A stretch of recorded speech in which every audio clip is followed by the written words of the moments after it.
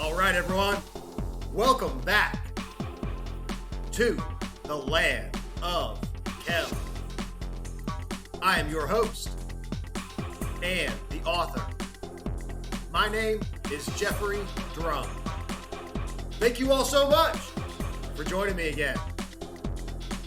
All right, everyone, welcome back. This is a video that I have been researching for quite some time, and I am very excited to finally present episode 112. Today, we will investigate the underground metallic ore mining on the Giza plateau, the subterranean network of tunnels running below the Egyptian pyramids, and a structure known as the Tomb of the Birds. If this is the type of content you're interested in regarding the ancient technology of a lost civilization and the function of the Egyptian pyramids and other ancient structures from across the world, this is the channel for you. So please subscribe to the Land of Chem here on YouTube, and don't forget to click that little notification bell so that you do not miss the new episodes that premiere twice per week. Please like, comment, and stay tuned. If you want to help support the channel, check out the Land of Chem members only section for exclusive research and unreleased footage that you will not see anywhere else. Link in the video description below. If you want to pick up a copy of the book or grab some merch, check out thelandofchem.com. If you want to follow me on Instagram, my handle is @thelandofchem. Ladies and gentlemen, as always, thank you all so much for the support. I think that is it for today's intro. So without further ado, let's get right to it. All right, and for anyone that's interested in coming to Egypt to see the pyramids for yourself, the 2024 Land of Chem Ancient Alchemy and Ascension Tour is on, and bookings are now available.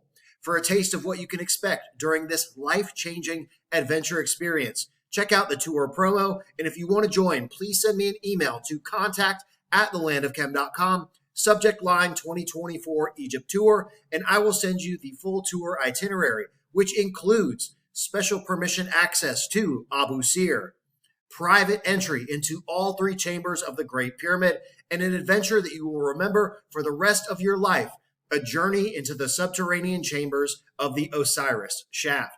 Thank you all so much, and I will see you soon here in Egypt. All right, everyone, here we go with tonight's episode. And here you can see the configuration of the entry into a structure known as the Tomb of the Birds, which leads into a system of subterranean tunnels that run below the Giza plateau and its pyramid complex. And yes, there is an entire network of tunnels and shafts coursing through the bedrock at Giza, embodied by the ancient name for the Giza plateau, which is Rostau.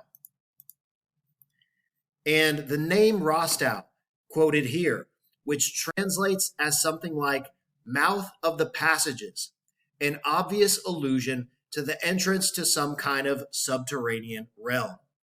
And you can see here, the 4th century Greco-Roman historian, Ammianus Marcellinus, who traveled extensively in Egypt and wrote concerning the pyramids, spoke of, quote, subterranean fissures and winding passages called syringes underneath the Giza plateau.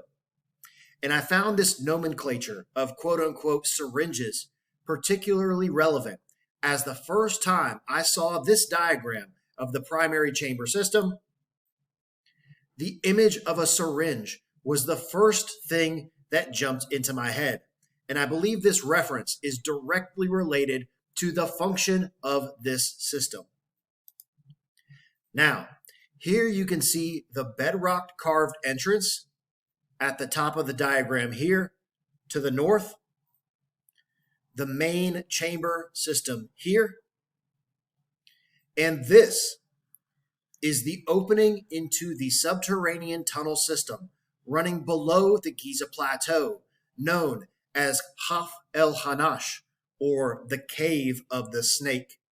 And for those of you that have been following along closely, this serpent imagery should have your attention, as it is described that this sacred underground network of shafts and tunnels is protected by a vengeful serpent deity. And you can see here that this is the extent of the tunnel that was explored by Andrew Collins in 2008. And he notes here that there is a tube or hole that leads to even deeper parts of this cave, but this system has also been traversed in antiquity by Pering, Belzoni, and Salt and Caviglia, and corroborated by modern satellite imagery. So now let's take a look at the Tomb of the Birds and its location on the Giza Plateau. As you can see here, there is some very intentional geometry connecting the entry into this tunnel system, which you can see here, as related to 5 other structures on the Giza Plateau. First, the Central Pyramid. Next, this outcrop of bedrock here, known as Gebel Gibli, which also has caves leading down into the rock on the northern face here. And this area has also been associated with ancient mining activities. Coincidentally enough, this forbidden area of the Giza Plateau is now completely blocked off and inaccessible due to the modern cemetery that has been constructed here, preventing any access onto the northern face of the bedrock outcrop. The next 2 connections in this geometrical pattern are the Sphinx enclosure here and the remains of a structure that once stood adjacent to the Great Pyramid Valley Temple here. And I can tell you from firsthand experience that there is almost nothing down here with the exception of some extremely deteriorated ruins. But I will be making a trip to investigate this area on my next journey to the Giza Plateau to see what I can find. Because as I showed in episode 110, there are some very unusual underground structures in this area, like the connecting tunnel, similar to that above the Osiris shaft that is located here, directly on this line, and coinciding with the geometry specified in this plan. And of course, structure number 5 that is connected by this Pythagorean triangle is the Great Pyramid of Giza. So clearly, the Tomb of the Birds here and the entry into this underground tunnel system is a very significant structure. And there are actually 2 of these tunnels known as NC1 and NC2, which you can see here. In this, quote, section of the Terra-SAR-X radar satellite image of the Giza Plateau showing a shadow line corresponding to the course of the cave tunnels explored so far. As you can see here, the entrance into the Tomb of the Birds and these 2 gray shadow lines indicating these underground tunnels. Picture credit Astrium GmbH and the German Aerospace Center. And here is a better image showing the extent of this tunnel system leading from the entry into the Tomb of the Birds directly toward the Central Pyramid of Giza, just as shown in the geometrical plan that I just showed. And this is an important connection, as it has also been shown that there are more underground structures, chambers, and shafts that still exist below the Central Pyramid. Now, here's an image from Richard Gabriel's website, link in the video description below. And I recently showed some of the images from his exploration of the Osiris shaft tunnel. And I'll be showing you what it looks like inside of this underground system in just a moment. But you can see here that he indicates a blockage in the tunnel that was intentionally constructed to prevent access into the deepest recesses below the Giza pyramids. But this is the extent of the tunnel that was explored in antiquity by Salt and Caviglia. And at this point, I will simply say that the Tomb of the Birds and this underground tunnel system is a source of great mystery, controversy, and cover-up. And they have gone through great extent to ensure that no one gets access into this system again. So here is a Google satellite image of Rostow, the mouth of the passages, with the Great Pyramid here and the Central Pyramid here. And this area down here is the location of the entrance into the tomb of the birds. And it just so happens to be the exact same location as the brand new visitor center and restaurant that has been constructed on the Giza plateau, which you can see here. So here and here are the entrance into the tunnels known as NC1 and NC2, NC2 being the entrance into the tomb of the birds. And this new complex sitting right on top. And you can extrapolate from this what you will. But for now, let's take a look inside the system. First, from the exploration of Andrew Collins. And this image, located here on the diagram, looking into this direction, is a photo of Collins within the opening chamber into Giza's cave underworld. And next, much further down into the tunnel system, here on the diagram, looking in this direction, is an image of his colleague as he disappears into the stone tube at the end of Giza's cave complex. Next, from Richard Gabriel's website, showing this, also referenced as a quote-unquote stone tube. And again here, quote, "This is how we photographed the tube tunnel access to the deeper plateau before it was barred, indicating the intentional blockage of this tunnel system." And he states numerous times on his website that it appears to have been blocked from the other side, suggesting that there are additional areas through which this system can be entered. But of course there are. So now, on to the symbolism involved in naming the quote-unquote tomb of the birds and the function of this underground tunnel system. And I will quote here, "When archaeologists first discovered the tomb of the birds, they found millions of mummified birds in different areas of the caverns. They also found bird statues and other artifacts, all depicting this avian imagery. So is this just a burial place for a bunch of birds, or is there a deeper meaning to this ancient symbol?" And that brings me to this. Quote, "On the finds at the Great Zimbabwe Ruins," by Theodore Bent, published in 1893. And Bent was also a prolific explorer of ancient Egypt, and he began to find many similarities between the ruins of Great Zimbabwe and the bird symbolism utilized in Egypt.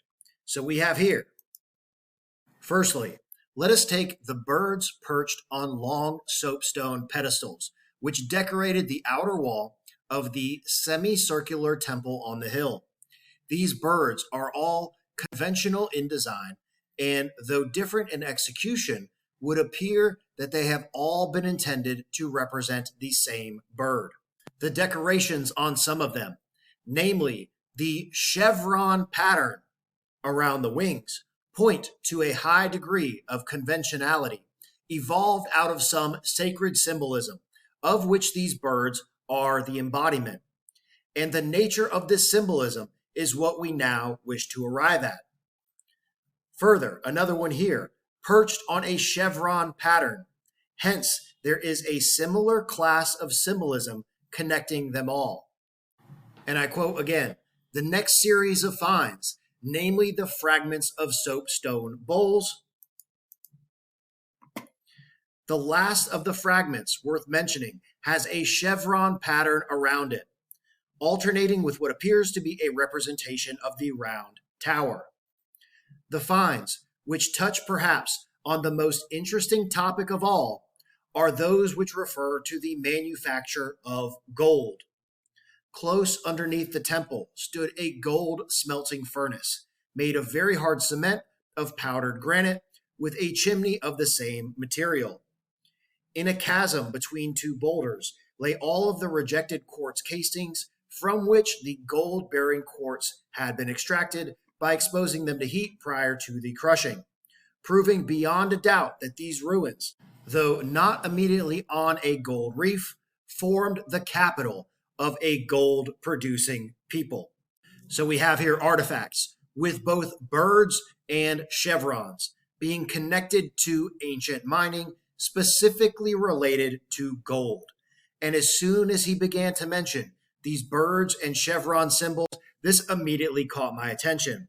As where else do we find chevrons but embedded within the Great Pyramid of Giza? As you can see here, the massive chevron on the north side of the structure.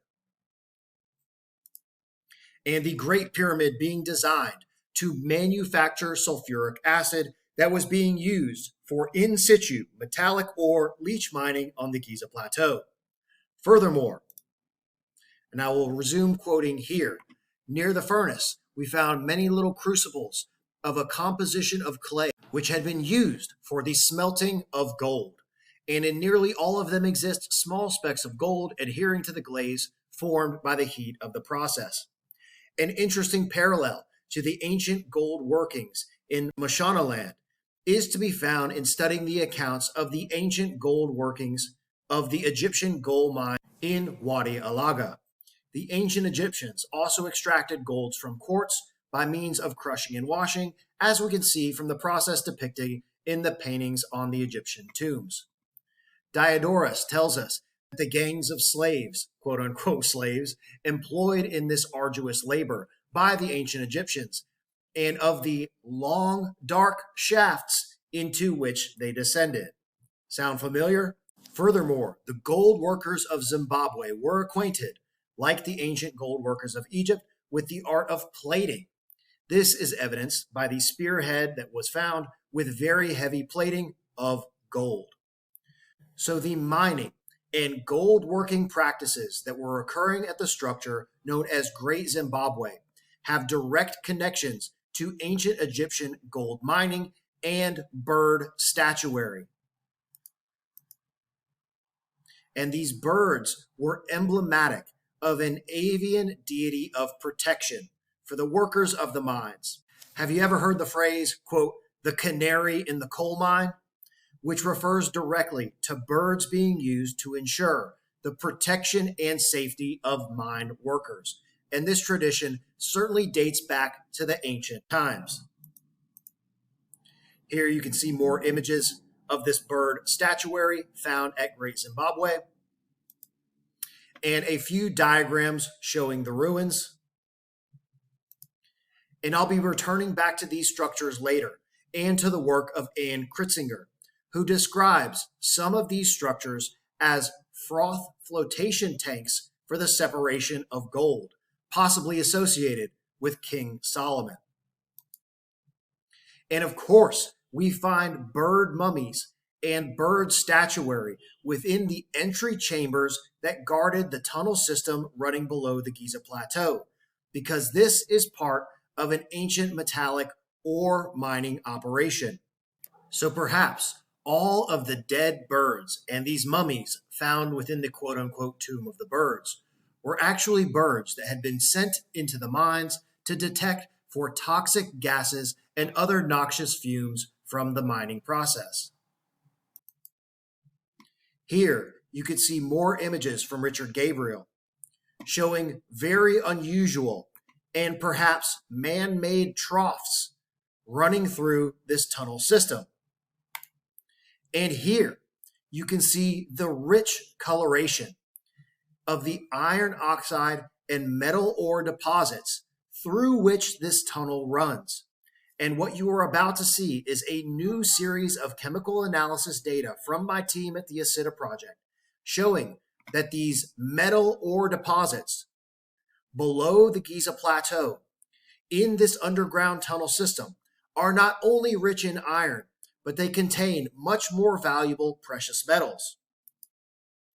And here, in these samples of Giza Plateau iron oxide deposits from various locations, we have, rounded to the nearest whole number, 6% iron, 32% tin. Here, 1% iron and 84% nickel. Here, 2% tin, and 39% lead. Next, in this sample, 10% iron and 5% aluminum. Next, 3% aluminum, 3% iron, and 35% platinum. Next, we have 2% titanium, 8% iron, 9% copper, 13% praseodymium, and 30% neodymium. And in this one, 6% lanthanum, 11% cerium, 4% neodymium, and 3% thorium. Now, onto these. With silver, 41% in this sample, 58% silver here, and in this one, a whopping 70% silver. And last but not least, the metal ore that was of the utmost importance, of course, the gold. Here, we have 10% iron and 8% gold. Here in the center, 3% iron, 5% silver, and 33% gold. Next, this sample, 22% iron and 37% gold. And finally, this sample showing 8% iron, 5% silver, and 56% gold. So, ladies and gentlemen, the Tomb of the Birds leads directly into a massive underground tunnel system running below the Giza plateau and its pyramids, which were producing both sulfuric and hydrochloric acid that were being utilized for in situ leach mining of these iron oxide metallic ore deposits that are teeming with significant quantities of other metals, including gold. And I can assure you that what you see above ground on the Giza plateau is only half of the story. And the chemical manufacturing and mining operation that you can see here is far more complex than you could ever imagine. And if you want to see a video showing immense data that I have collected with video evidence of abundant acidic metallic ore leach mining, I highly recommend checking out episode 5 on the members only channel, where I present up close footage that will forever change the way you look at the Giza plateau. Link in the video description below. And just a quick announcement, new Land of Chem merch is now available. I just dropped the Nano Gold 5th degree logo on a black t-shirt and hoodie, and I'm very excited to present the new spectacular White Horse logo on a black hoodie and the premium high definition extra large White Horse logo on this exceptional quality black t-shirt. And once again, thank you so much to friend and supporter of the channel, Adam Arrington from New Zealand, for collaborating with me on this new logo design. He has done some amazing work in helping me bring my ideas for the Land of Chem logos to life. And if you want to check out more of his work, I'll put a link to his Instagram in the video description below. The Egyptian blue version of the Land of Chem book and the last 30 or so of the signed first edition purple orchid paper print are still available. So if you want to show some love, just check out thelandofchem.com. And thank you all so much for the support. All right, everyone, that is it for today's video. This was episode 112, metallic ore mining on the Giza Plateau and the Tomb of the Birds. I really hope you enjoyed today's video, and in the next episode in the series, we will return to investigate the limestone and calcite bowls at Abu Gharaib.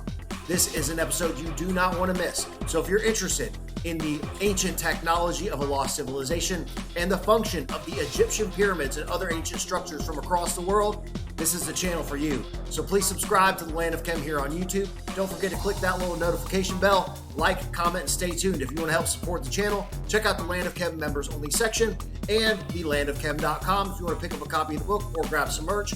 both linked in the video description below. If you want to follow me on Instagram, my handle is @thelandofchem. Also, don't forget, after you finish watching this video, go check out our 2 new channels here on YouTube.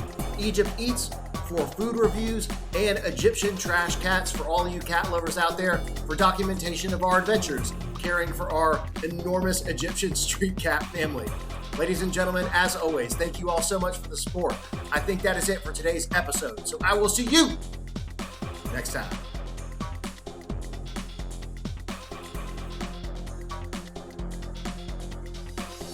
Yo, are you still watching this?